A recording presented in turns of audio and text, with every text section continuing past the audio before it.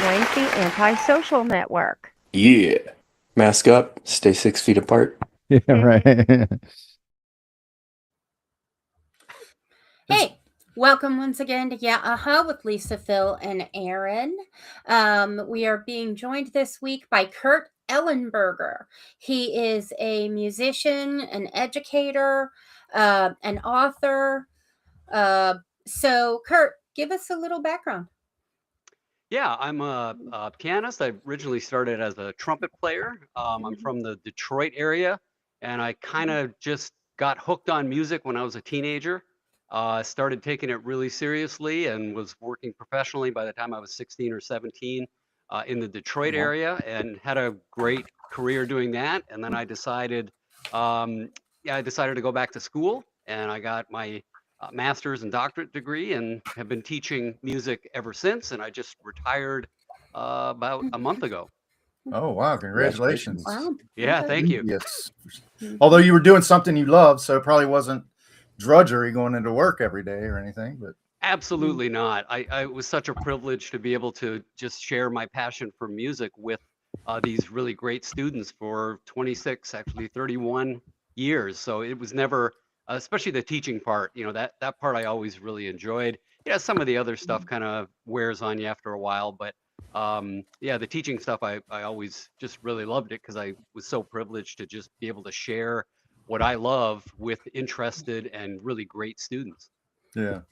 So you don't go back to the Motown era then? You only go back about 30 some odd years musically there, or? Let's see. I started when I started playing in Detroit. Yeah. That's who I found out was in the bands. There were a lot of the players who were on the Motown records, Makes sense. which was really incredible. I'm sitting there as a 16-year-old, and up the chair from me is Maurice Davis, who was the lead trumpet guy on all of them, a lot of those Motown recordings. So it was, Detroit has such a rich musical history. It was a great place to grow up, both jazz and R&B and Motown and all of it. Yeah. So you're That's playing fascinating. with all those guys. That's amazing. Yeah, it was amazing. Right. 16 years old. That is incredible. So you were born in Ontario, but Yep. from what I understand, it's kind of okay. You're in Ohio. Cincinnati's right across the street from, or right across the river from Kentucky. And so, it sort of all bleeds together. And you Canadian born, but you really, Detroit was having, you were in Detroit quite a bit as a youngster, right? Absolutely. Yeah. I studied with some of the players over there. And so that kind of got me integrated into the scene. And I was really serious about it. Once it took hold, I started practicing 3-4 hours a day, much to the chagrin of my family sometimes. But you get pretty good if you're doing that amount of time in a few years. So it just grew. Mm-hmm. When did you start playing piano? I played accordion as a kid. So I had a pretty good right hand, not a very good left hand, and I decided I felt really limited by the trumpet. By the time I was 18, 19, I just felt like, I need more. Not enough I need notes. to do not enough notes. Yeah, I want to get into the harmony more. I just need the bigger picture. And I really got fired up when I found the jazz pianist Bill Evans. I heard his music and I thought, this is what I got to do. It just flipped my whole paradigm. Instead of going trombone, you went piano. Okay. I went piano, and I did the same thing as I did when I was younger. I just went nuts. I was doing 5 or 6 hours a day. And like I said, I had a good right hand already because I played pretty accomplished on the accordion as well. But piano is a different beast, and certainly with the left hand, it was different than punching buttons. So that was a lot of work, but it worked out. It worked out really well. I know Lisa and Phil have a favorite accordion player. I'll leave that for them to reveal. That's right. Okay. Uncle Al, baby. Uncle Al. Okay. No, yeah. I was thinking Weird Al. Yeah. Weird Al. Yeah. Yeah. I was showing you. Is Uncle Al left-handed? I was showing you a curveball. Never mind. Yeah, Uncle Al was a Cincinnati children's television host, and he did play an accordion every day. Yeah, but he has Really? You could have just said Al and been right. Oh, I wasn't allowed to watch Uncle Al. No. Yeah.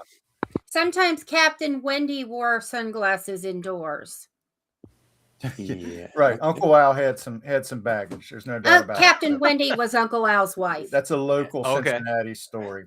Yeah. But anyway, So yeah. And my she mom wears- knew them.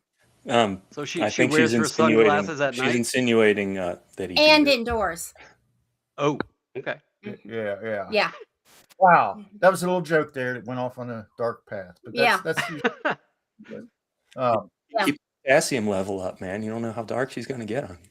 right. Got to get the IV going. Yeah, But it's back up. so I wonder, as a young kid, you hear these things. I'm not a huge. I don't know a lot about jazz music. We talk a little bit about Miles Davis, Dizzie, Gillespie. The topic has been broached. Aaron has a favorite Miles Davis album, I know. But what you do hear about some of the wilder sides of jazz music and the I guess the culture.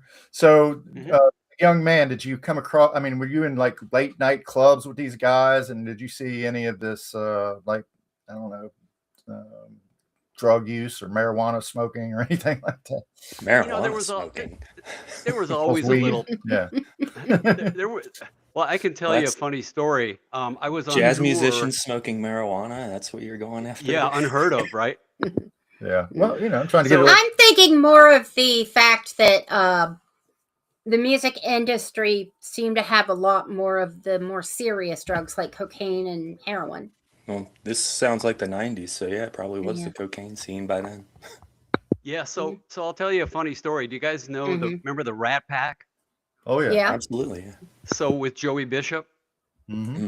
So I toured with him. I was the lead trumpet player on this tour that we actually started in Cleveland, where we rehearsed for 2 weeks, and then we went down the East Coast all the way to Atlantic City, but all kinds of venues in between.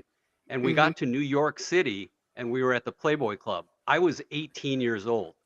Everyone else was in their mid 20s or close to 30, or some were even older than that. So I was this little kid. And they said, well, there's a party in this room, whatever the room number was. So I go up there, and everybody's there. And on the bed is a suitcase that's open, and it's got these little plastic packets with white powder in it. And I'm freaking out. I mean, I'm from Canada, but I knew that wasn't snow. Yeah. It was, Right. Well, so traditionally. Yeah. So I'm freaking out. Like, what is this? And they said, what are you worried about? I said, well, if the police come, I got to get out of here. So the tour guide, the guy who is kind of the security, he takes his wallet out and he says, the police are here. He was a New York cop, and it was his suitcase. His stash. So what he was doing was he was giving cocaine to DJs in the cities that we went to play the director's band. So the director was a guy named Roy Radin, and he had these bands that he was promoting, and so that's how he got the DJs to hopefully play his band's music, because by that point they couldn't do the cashola anymore. That had kind of gone away in the 60s. So strangely enough, gave way to Coca-Cola. Coca-Cola, that's right. And then he was murdered a year later. His girlfriend was a big cocaine importer, and he had the screenwriting, the rights to the Cotton Club movie with Richard Gere. He was trying to break into Hollywood, and he borrowed a bunch of money from the girlfriend, I think, who borrowed that money from the cartels, and they couldn't pay up, and the girlfriend had him murdered. So it was kind of a weird story, but that was one of my introductions to kind of the seedy side of the music business. But for the most part, there was not really any of that going on. It was, some guys would smoke a little pot. That was about it. So I didn't really see any hard drugs or anything like that, other than that little incident. Till the Playboy Club. Yeah. Till the Playboy Club in New York City. Yep. Yeah. Well, we had to go there. We had to go down. Yeah, we needed to. I mean, did you find it? The Grateful Dead put acid in the coffee at the Playboy Club, famously. Whoa. That's that's not okay. Well, I was just thinking of a 16 or 17-year-old boy. I mean, that's a huge, that's a very adult environment to get, involved in. So, but the Cleveland Mafia was huge, like back in the 60s or in the 70s, or this is the 90s, you said, right? This is the early 80s. Early 80s. Okay. Joey Bishop. And when you said everybody was there, did you see like Sammy and Dino? No, It's just Joey Joey. Bishop, I think. Joey was the headliner. Okay. Jack Jones was on the show, the guy who sang the Love Boat theme. Okay. So it was kind of a Exciting vaudeville thing. and new. No, yeah, you got it. Mhm. So there are a bunch of those kind of acts, like Mhm. old, like that people in their 50s, 60s would still know, but the young people probably wouldn't know who they Old who they are. crooners, basically. Right. Yep. Yep. Well, when we went to Vegas, we saw a pretty good Rat Pack act Review. when we were there. Yeah. The Dean Okay. Martin guy was dead on. I mean, he Oh could've- yeah, he was good. Wow. And when we walked out, he's like, he stuck his hand out and he said, I'm from Steubenville, Ohio. He was still in character. He was talking about, I'm Okay. from Steubenville, Ohio. You folks are from Cincinnati. And he was like, his face was obscured by shadow, and you could have sworn you were talking to Dean Martin. It was Oh great. yeah. Wow. We were Yeah, very it was- highly impressionable, I guess. hmm And That's then fun. Yeah. I will say the Sammy Davis was a replacement. Well, that's tough. That's probably the toughest one to emulate, I would imagine, Yeah. would be Sammy Davis. But Yeah. anyway, Kurt Well, you comes don't from have to poke out your eye, but Kurt comes from a very academic point of view with music. Yeah. He's you majored in actually he got a BA. He majored in music with a BA, correct? Mhm. Bachelor of Arts. That was Okay. my undergrad. Yep. Now, one of the things that you indicated in one of the interviews that we reviewed, that you really didn't want a music education degree. So Yeah. how do you feel that did or didn't put you into the career you ended up with in education? Well, I guess I always thought, I was teaching for a long time private lessons, and I really Mhm. enjoyed it. And I thought, I don't think I need a degree in this. I think I can, Mm. because of my experience and my professional experience, I'm bringing a lot to the table without really needing a pedagogy Mhm. degree. And it worked out really Mhm. well. I think because Mhm. I just love talking about music. I'm really passionate about it, and I think that comes across to the students. When someone is Mhm. really passionate about what they're into, it's Mhm. it's infectious. It spreads. So I think that was really what mattered to me is, yeah, I'm Mhm. really interested in this. I'm passionate Mhm. about it, and I like to share my experiences with it. So that's why I felt, well, what kind of degree do I want to do? I was really into music theory and kind of the physics of it too, and the acoustics of it. And so I thought I'm going to go the theory composition route as opposed to getting a performance degree, because I could already perform. I was already a professional performer, and I didn't Mhm. see that adding that Mhm. much. But I did study classical piano at the doctoral level as well, just to increase my scope and my skills. Mhm. So, what kind of music were you exposed to at home? The jazz, was that a natural progression for you, or did you kind of go off and discover it yourself? That I discovered myself, but our house was very musical. I started lessons when I was 5. My sister started lessons when she was around the same age.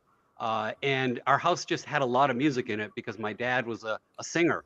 He sang in the church choir, he sang in a community choir, and we sang at home all the time.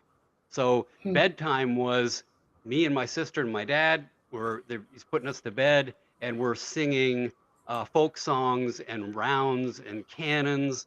And I just thought this was what normal people do. And then when I Seems started like that'll hanging get out you with the too other, wound up to sleep, right?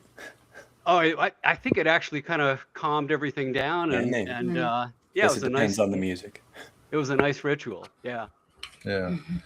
Well, okay. So you mentioned education, and you came here today to educate us a little bit, I think. And you did agree to play some music. We have a graph that we wanted to work through, but how would you like to start that presentation, with the music or with the graph or what? Yeah, let's start with just this short little presentation. So I'm going to play something, just a short thing, just 30 seconds, and then I'm going to ask you to imagine what the next note should be. And if you can, try to sing it. If you can't, I'll play it and you can say, yeah, that's the note I thought it was. So if we could just kind of have you be my choir for one gig, a one Okay. note gig. Let's Okay, see what we ready? can do here. Okay, here you go.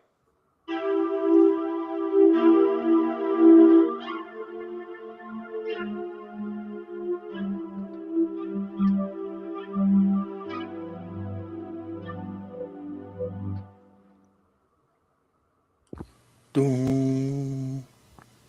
Yeah, I think low. Yeah, Is that the note? Yeah, Aaron, you Pretty hit much, it, right? Okay, yeah. so here's the weird thing.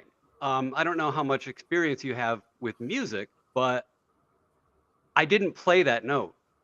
So you somehow calculated that note, your brain did, and sent the signal to your vocal cords to go to that pitch and sing it. How does that happen? All right. I think math. I'm It's doing kind of math in my weird. head. Did you say It's kind of math? weird. Math, Math. Okay, math. not math. Philip. But Aaron, I didn't know. You know. So. Yeah, because Well, you're- Aaron's so known for his math. Yeah.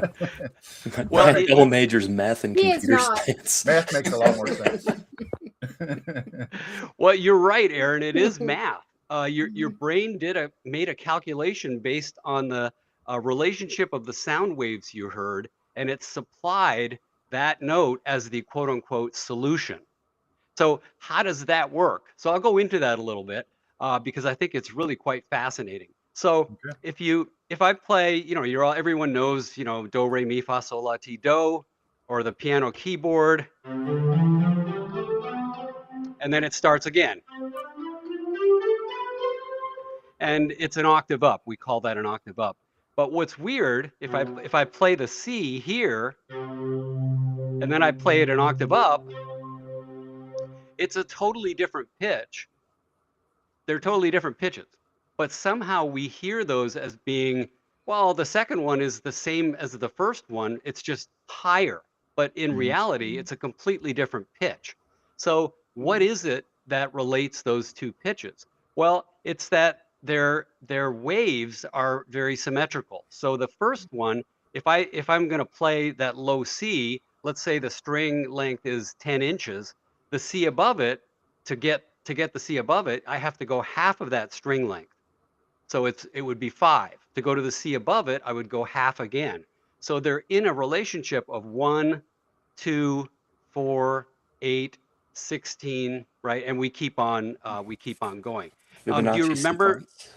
Yeah, it's the binary series, right? So it's that 1, 2, 4, 8, 16, 32, 64, 128. I mean, people our age know that that's what the computer memory used to come in, right? Then it goes 256, 512, and so on. So that binary series is at the heart of the computer, that the computers that we're using to have this conversation. So it's deeply embedded there, but it's also found in music, and we recognize those string lengths, or we recognize the symmetry between the 1 and the 2 and the 2 and the 4. So a quick little exercise. If I asked you to take an 8.5 by 11 piece of paper and fold it in half, could you do it? I think With so. relative, Yeah. with pretty much good accuracy, right? Yeah. Right. If I said quarters, could you do it? Mm-hmm. Yeah. What if I said 11? No. That Now, I can't remember now- if that's the one that's impossible or unlikely. Yeah. any of those that are not multiples of 2 are going to be difficult to do. Right, You'd need to right. get a ruler out. So that binary series is really interesting, again, because it's at the heart of the computers, the entire computer industry, but it's also at the start of life. So when a sperm meets an egg, that divides into 2 cells, and then those 2 cells divide into 4, and then those 4 divide into 8. So we find this kind of symmetrical, beautiful numerical relationship, binary series, in all of these different places, which is pretty fascinating. So It's so the golden ratio too, right? That's right. Yeah, it's really pretty interesting. So what's happening is we hear those waves that are in the 1, 2, 4, 8 relationship, and maybe you could show that diagram now, and I'll kind of walk you through that. Sure. Let's see here.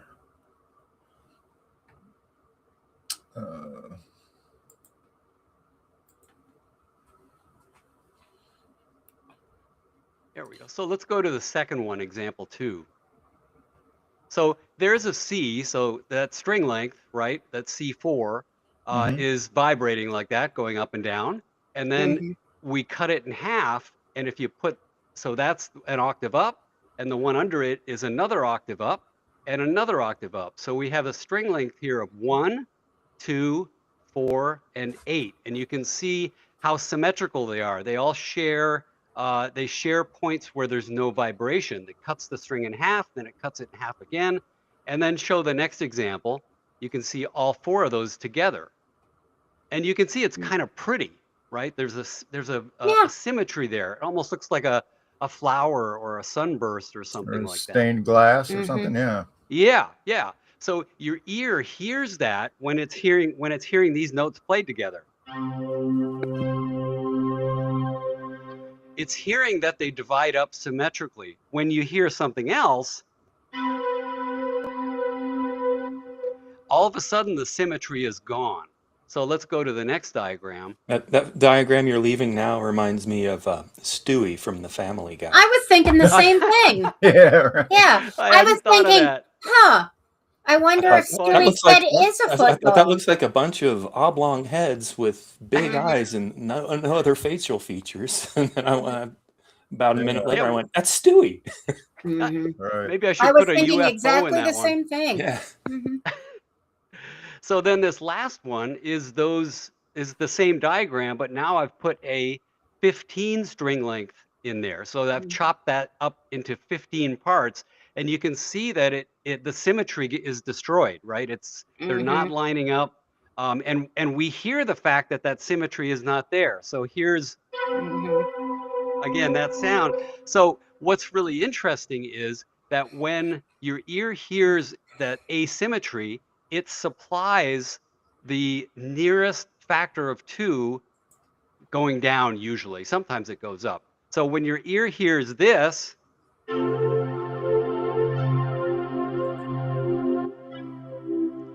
so that's a kind of an amen at the end of a hymn or any kind of tune, really. So what you're hearing there is an 11 moving down to a 10. And your ear fills that in, and you're expecting that as a listener. So this is what gives music its narrative power, because the composer can either give you what you're expecting or can trick you and give you something that you're not expecting. And that creates a musical narrative, because your brain is doing the math. It's filling in the lowest multiple of 2 as the solution to the asymmetry. And really, without that, I don't think we would have music, because that's what gives music its peculiar power to be able to tell a story even when there's not words there. Yeah. Well, that's fascinating. It's like tantalizing. It's So in a sense, there's a payoff. asymmetry adds more emotion. Yes, without that symmetry and the asymmetry and the automatic response, which fills in or expects the symmetrical solution, we would not have emotional content in music. There would be no expectation, and without expectation, you really can't expect. You really don't have that emotional power that music has over us. Yesterday morning, I watched the movie One Battle After Another. And there was one scene where it's just a truck driving down a dirt road. But I was like, wow, this is really intense. This is so intense. What's going on? And then I saw I had the closed captioning on, and it said tense music playing. And I'm like, that's what it is. There was a piano chord that just kept going, gung, gung, gung. It was just asymmetric. Yeah. And that's what makes it made my hair kind of stand on end a little bit. Yeah, because so if you hear something like that, like in a horror movie, your brain is looking for the simple solution, but there isn't one. Can't solve it. Yeah. It can't solve the math. So that's also why your car horn is not a major chord. Like someone cuts you off on I-75. You hit the horn, and it's more like you're sending over a bunch of complex numbers and saying, here, chew on that, pal. There's no solution for it. I hope it bugs you. So you don't play it. It's not a major chord that says, please don't cut me off. right? Mm-hmm. Right. So it's the same thing in movies, same thing in horror movies or in that play tense music. It's relying on the fact that your brain can't solve the math problem, and that makes you anxious.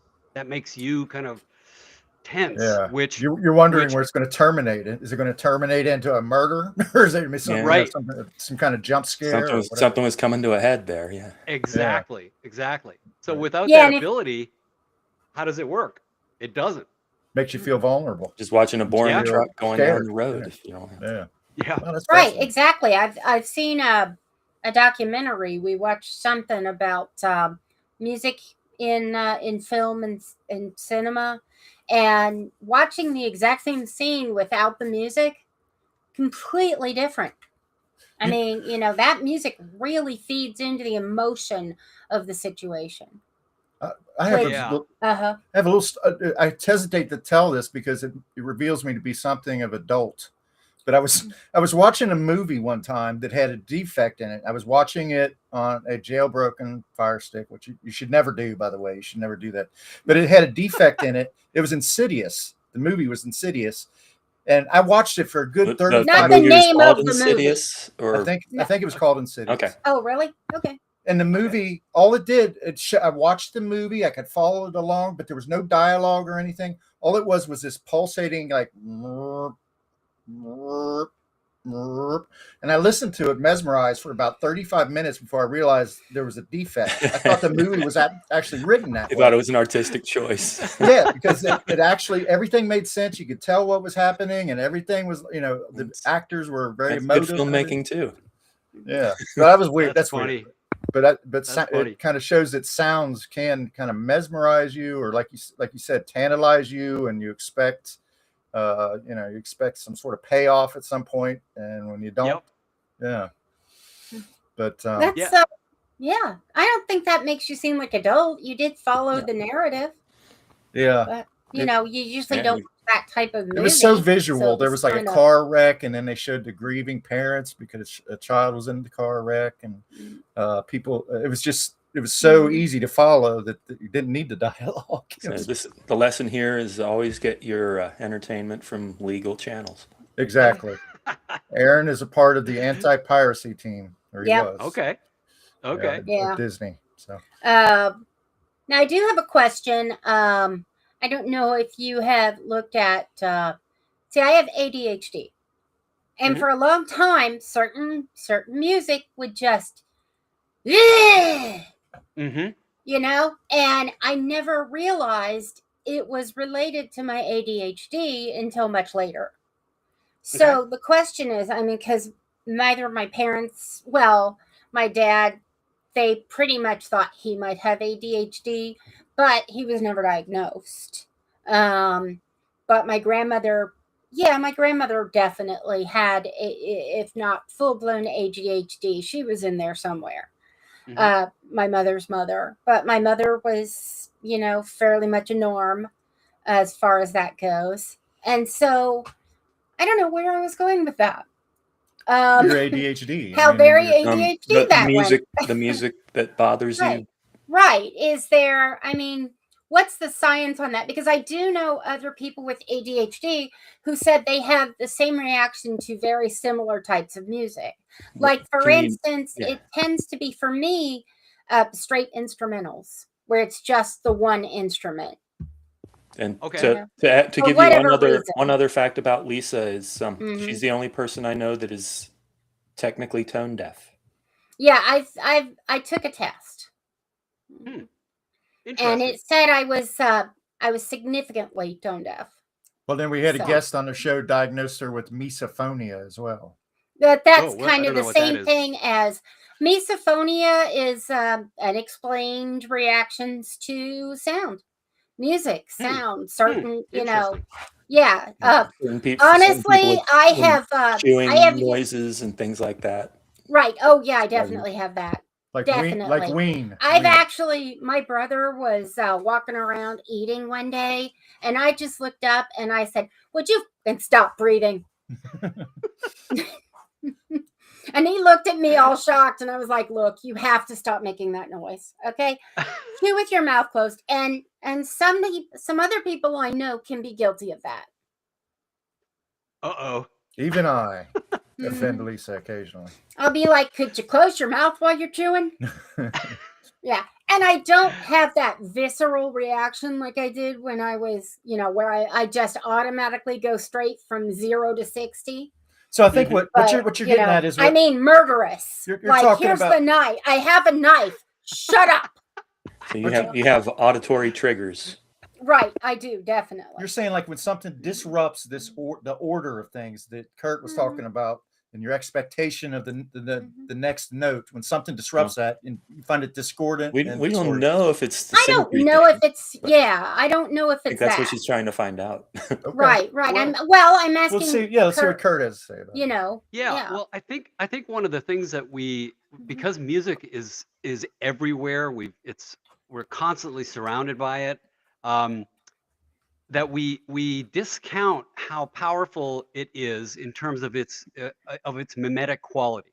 So when you go to a funeral, right, you walk in, the music is slow, it's soft, it's probably minor key, it's gentle. There aren't really harsh rhythmic things happening. It's probably fairly melodic. Again, slow, quiet, right? And when you go into that environment, we naturally will mimic the gestures of what we're hearing in the music. So the music is saying, hey, you need to be quiet here. You need to be reflective. Don't call attention to yourself. No, don't make a lot of noise. Don't laugh. This isn't a place to be laughing. And it generally works like that. Similarly, if you go to a party and the music, you walk in and it's loud and it's, all of a sudden you're getting hyped up, or you go to, or you go to work out, right? You don't put slow, somber music on to help you at the gym. You put on the fast moving stuff. Why? Because our body is an electrical machine. Our hearts are beating anywhere, around 60, 70 beats per minute. So when we hear a bass drum that's at double that, which is 120 beats per minute, our whole system starts to mimic it. So that's how it works. And I don't think most people understand that that's one of the powers of music, is that we mimic especially the rhythmic gestures that are in the music, right? So I would guess that something in that music that you're listening to is doing two things. One, maybe there's rhythmic parts of it that annoy you, or that are kind of amping you up, and your ADHD is saying, I don't want to be amped up right now. So you struggle against it. And it's also probably the math that I just talked about, is that your brain in your subconscious is trying to solve the riddle. It's trying to solve the asymmetry of what you're hearing. And maybe for you that comes out more powerfully when it's a solo instrument, because there's nothing to hide behind when it's a solo piano or a solo guitar. It's just right up there. There's no other kind of wallpaper around it that softens it. So I would guess it's a combination of those two things, and I could easily see that could trigger that kind of more violent reaction out of you, with that condition. I feel like I seek out the more difficult to solve music, the Frank He does. and the Fish. Yes. Chaotic is what I call it. It's not chaotic. Well, it's very not much chaotic. It is to me. It's just chaotic. it's chaotic in my. it's Aaron's taste. It's mathematical. Right. Well, no, yeah, absolutely. Yeah. But that's where that's one of the reasons why the world goes It's around. the stuff that tickles my brain. Right. Yeah. Yeah, and it is really fascinating when you say, well, I really like this kind of music, and then you bring this new band that you found to a friend of yours, and they don't like it. Like, what's going on? They like most of the other stuff that you like, but they don't like this band. What is it about that? Right? It's such an interesting discussion, because I think music, when whoever's writing the music is doing so from a very deep, profound, psychological, emotional place. And the music is reflecting that person's personality and their psychology. And when you listen to the music, when that vibrates with you and that resonates with your personality, then it clicks. When it doesn't, then it doesn't click. You don't like the you don't like the music. So I think that's really a profound part of it too, is how music is just so special in that it somehow captures personality and psychology and worldview even to a certain extent. Right. But and that brings us to the topic of jazz. And Yeah. I know you're also a composer. That's part of your part of the equation for Kurt. And jazz seems to me, and this is based on my boss loves music, but he was telling me one time he did not like jazz because there was no structure. There was not so much of this familiarity that we're talking about, or the expectations of the next note. It seems that jazz is he likes designed, the predictability of more pedestrian. right. He seems to, I mean, the nature of jazz is to challenge you and surprise you musically, it seems. So how did you, in your composing, and a lot of people think, it's just improvisational. Miles Davis gets up there and just starts hitting stuff and, or whatever. And, but when you bring structure to something that's inherently, or that seems to a layman to be inherently non-structured, what kind of challenges does that present you as a composer? Well, most of the composition I did was in classical music. So I just finished I just had a piece premiered, a quartet or a suite of pieces for cello ensemble. So most of the stuff that I did composing was in the classical realm, but I also did jazz. So I would say that in jazz, there is structure there. It's just harder for people to hear if they're not familiar with the piece that's being played. So, for example, I'm sure maybe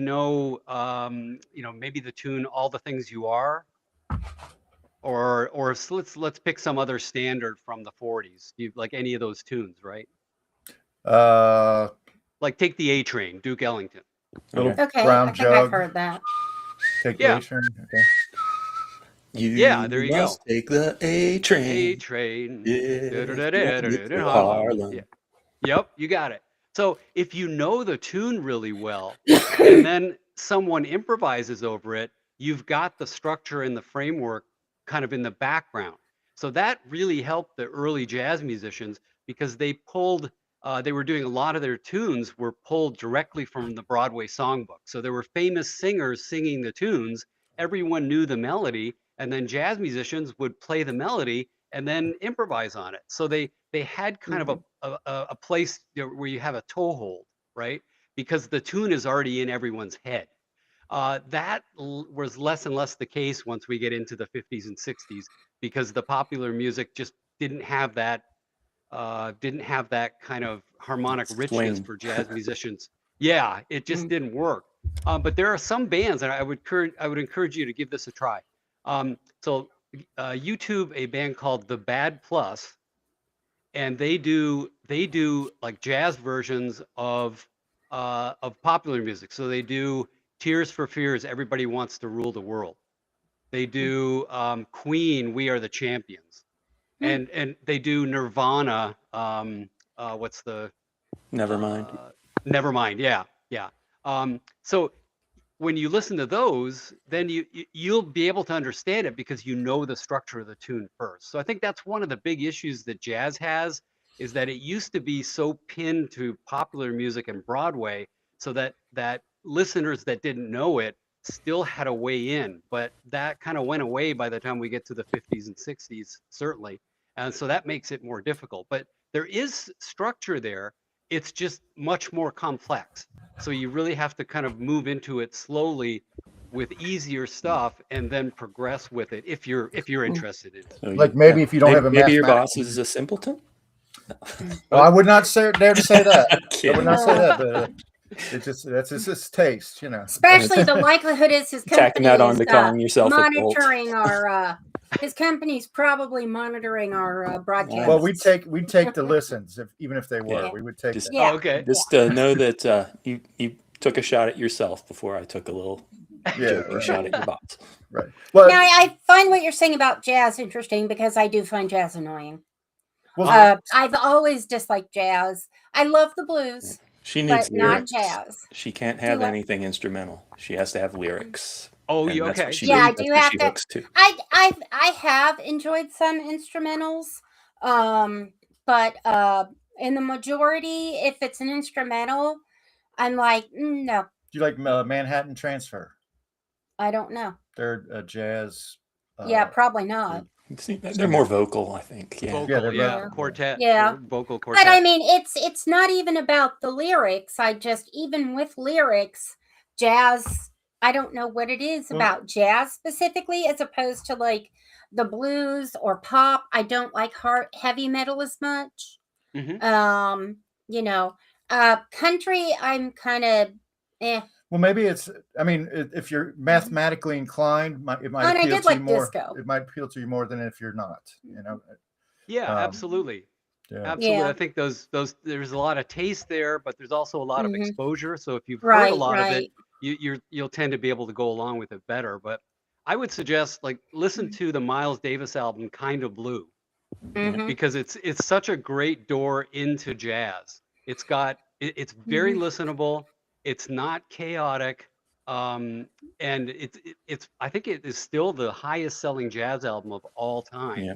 And I think that's because it appeals to classical musicians, it appeals to rock musicians, pop musicians, and it's a great way into jazz. I think that Mhm. almost anyone can go, okay, I And it think I inspired so can. many other musicians too, like Exactly, and like the exactly. Velvet Underground. Mhm. Yeah, I don't think that's the first time that Everybody album hears was. it goes and makes a band kind of thing. I don't think that's the first time it was been mentioned on our podcast, Aaron. Isn't that the album you probably Yeah, yeah. mentioned? Yeah. So It's that's on my to-do easily my list. favorite Miles album. Yeah, it's beautiful. It's just Well, maybe absolutely we stunning. should do an audible about it. Yeah.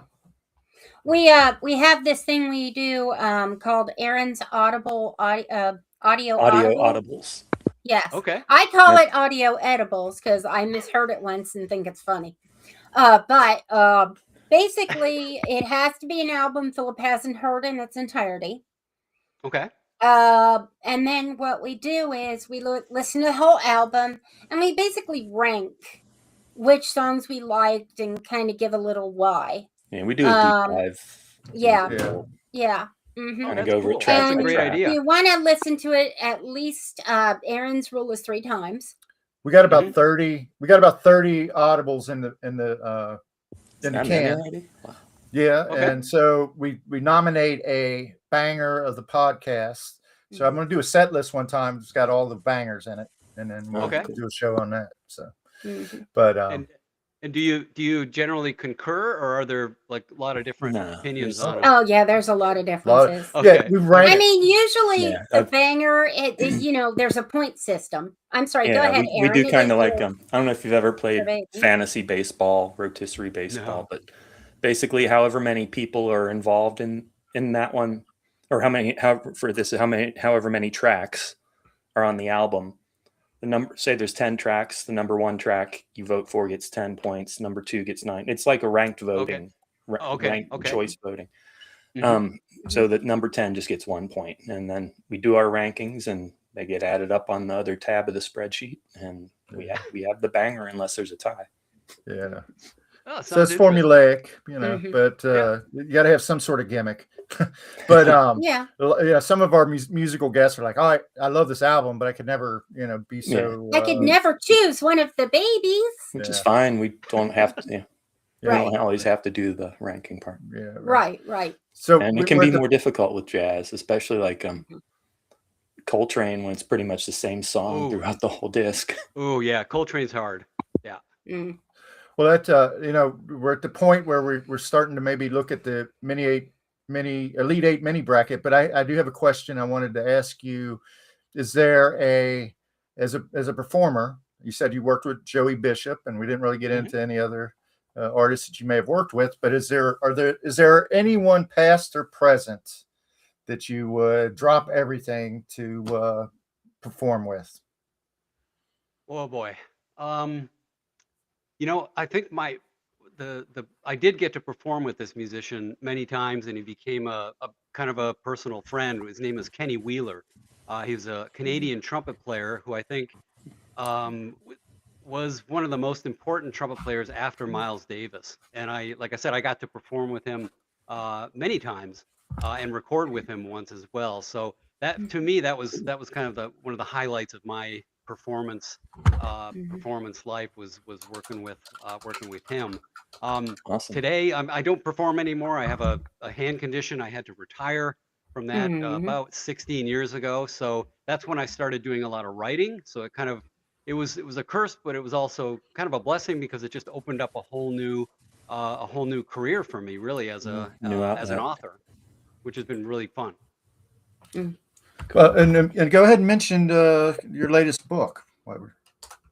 Yeah, well, it's I have a jazz pedagogy book out. It's called Materials and Concepts in Jazz Improvisation, and it was really kind of funny the way it came about.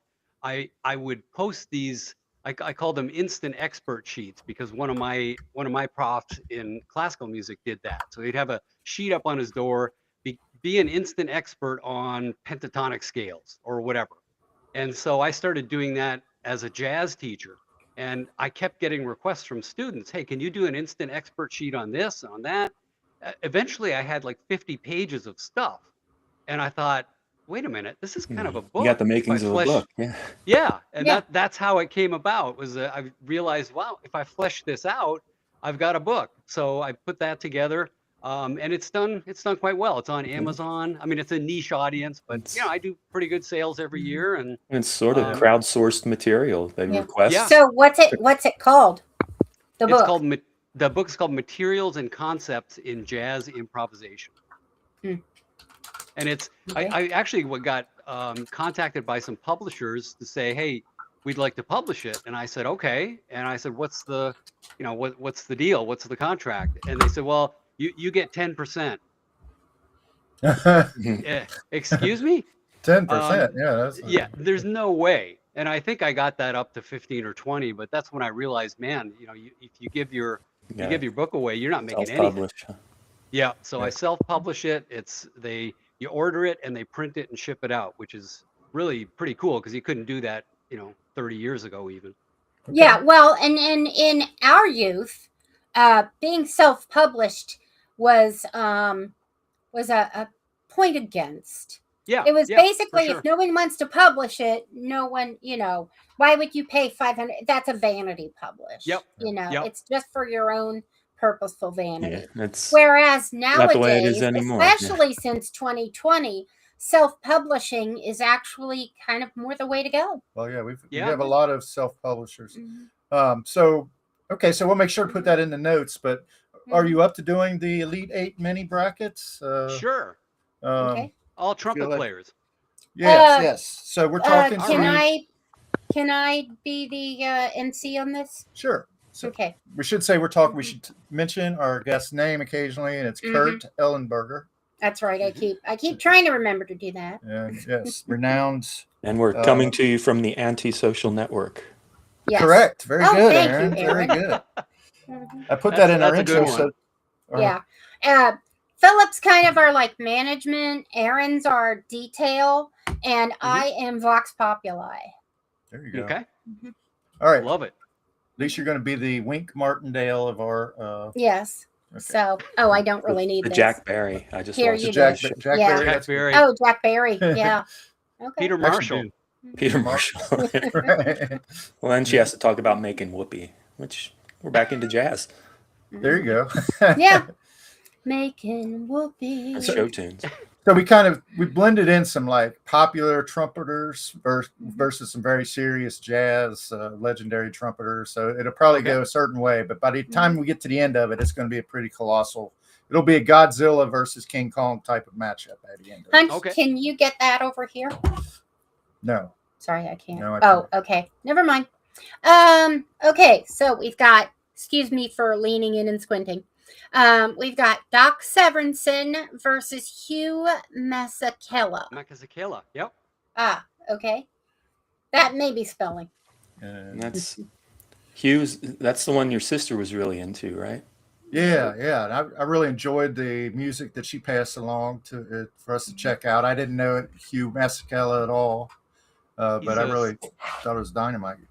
Yeah, he's a South African trumpet player. I actually saw him in, I think it was in Frankfurt, Germany, like about Oh, nice. 12, 15 years ago, something like that. I forget.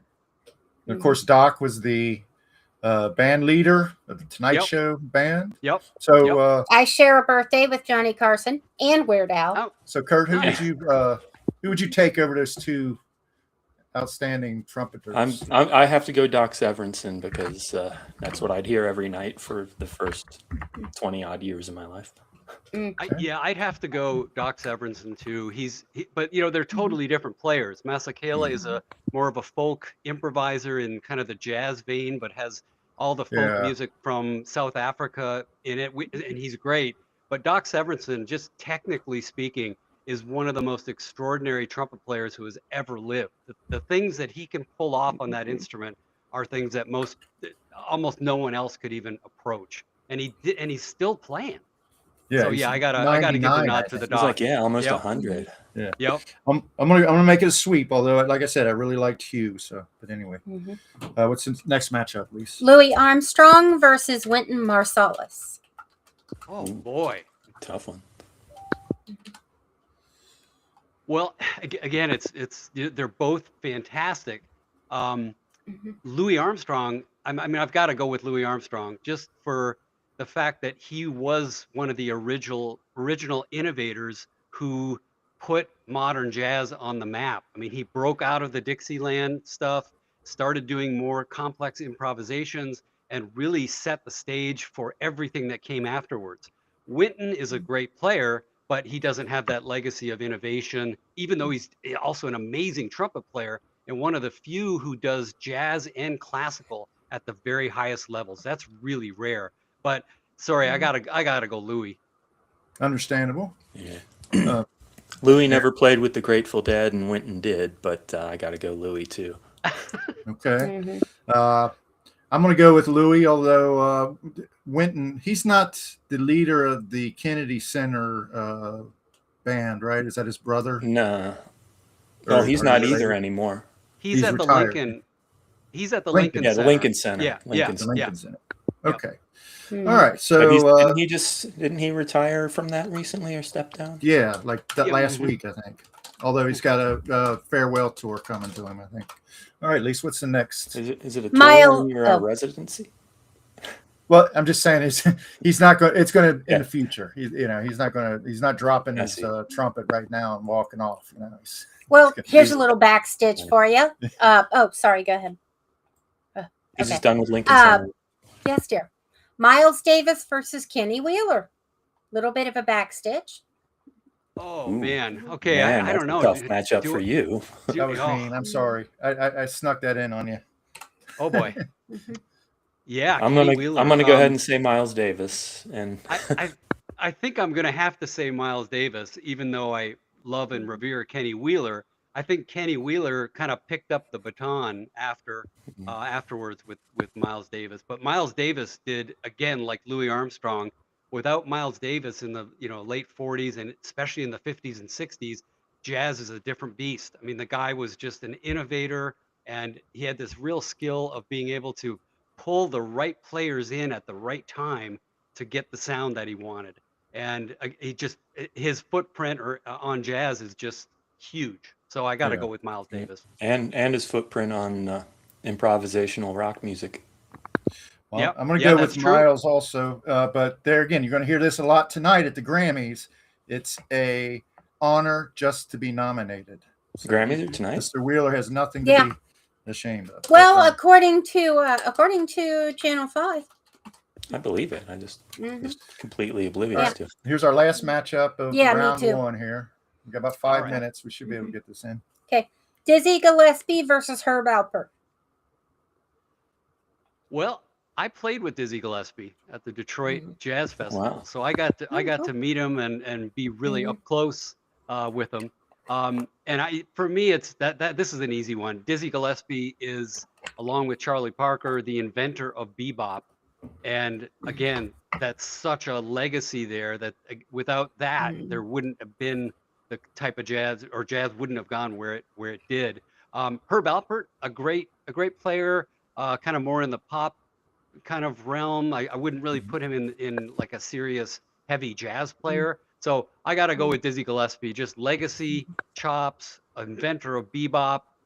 That's an easy one. Okay. Yeah, I love nothing more than making margaritas and listening to Herb Alpert, but I'm gonna have to go Dizzy. Right. Oh, so you just like the album covers, Aaron? I like the album covers too, but I What- like the music We had covers the, within too. We had the album Lemon cover Tree and with a woman in the bathtub with whipped cream. Love Whipped Potion. cream Yeah, and other that- delights. Yeah.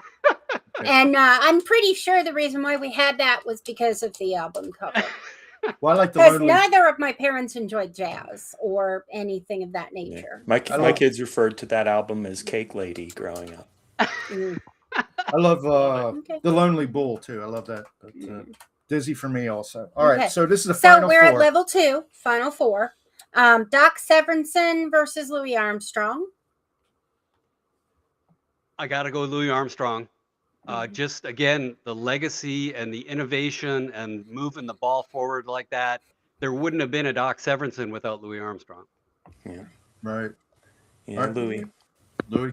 Okay. Yeah, I hate to do it, Doc, but I'm gonna go with Louis also. Yeah. All right. Miles Davis or Dizzy Gillespie. This is tough again, but I think I'm just going to have to defer to Dizzy Gillespie because he single-handedly invented bebop with Charlie Parker. So it's an entirely new way of playing the trumpet, and that's what Miles Davis kind of inherited, and then he took the ball and carried it a lot further. So maybe I'm exposing myself as kind of a, original, the founders OG. kind of guy, but yeah, I have to go with Dizzy Gillespie. All right. All I'm right. gonna go with Miles and make Phil break the tie. Wow. Yeah, I'm a victim of my own design here. I'm gonna have to go with Miles Davis, I guess. I can understand your loyalty to Dizzy, and he's a legend. That's a tough Especially matchup. Having Yeah, performed with him, that's quite a. I'm sure there's more stories that you could. Yeah, you tell us about voted that. against 2 legends you performed with now. Oh no. Well, Kurt supported. What is it? Looking behind the curtain? All right, here we go. We got a heavy, heavy duty matchup And here the for heavy final. duty final matchup. The prize fight. The prize fight. Look, I'm wearing Muhammad Ali shirt. Oh, This yeah. is the heavyweight championship of trumpet playing. Yeah. Here we go. Louis Armstrong versus Miles Davis. I think you know my answer. I got to go with the original. I got to go with Louis Armstrong, and that's not discounting anything that Miles did, but Yeah, No. it's a binary choice. So yeah. that's what I got to go for. Kind of with you there. I'm thinking of the big cheeks puffed out. I'll throw one to Miles just out of appreciation of Respect. of the modernization, I guess, of the form or whatever. But Mhm. it should be close. But there's no shame in Louis winning this one. Okay, now do we have a moment for one more question? Let's see. We've got We got about a minute. about a minute. Little Okay. less than a minute. Okay, when I was very young, early in elementary school, 2nd or 3rd grade, I was learning music. They had signed up, it was complicated, but the music teacher called my parents in and said, yeah, she'd be better off taking something that isn't music. And my mother was like, well, what's the problem? And she was like, well, is it related to her being left-handed? Because I am very left-handed. Just Uh, mouth the words. My right hand probably couldn't pass much of an IQ test. All right, all right, Kurt. So, Yeah, we got Yeah. about 25 seconds to get Kurt's. Where Okay. can we find you? What your social media? oh yeah, go ahead. Go ahead. Okay. Yeah. My website is kurtellenberger, my name.com. So it's pretty easy to find. And you can find links to all my articles online on Huffington Post, on All About Jazz and other places there. Plus all my music is there as well. All right, man. Have And a great his books Sunday. on Amazon. It's been a pleasure. Yeah. Books on Amazon. Yeah. Books on Amazon. All Hey, right. thanks a lot. Yeah, Sure. been Thank fun. you. This was a lot of fun. Cool. Yeah, Do it really again. enjoyed We'll maybe you love can to. bring an audio audible. Would love Yeah, to. right.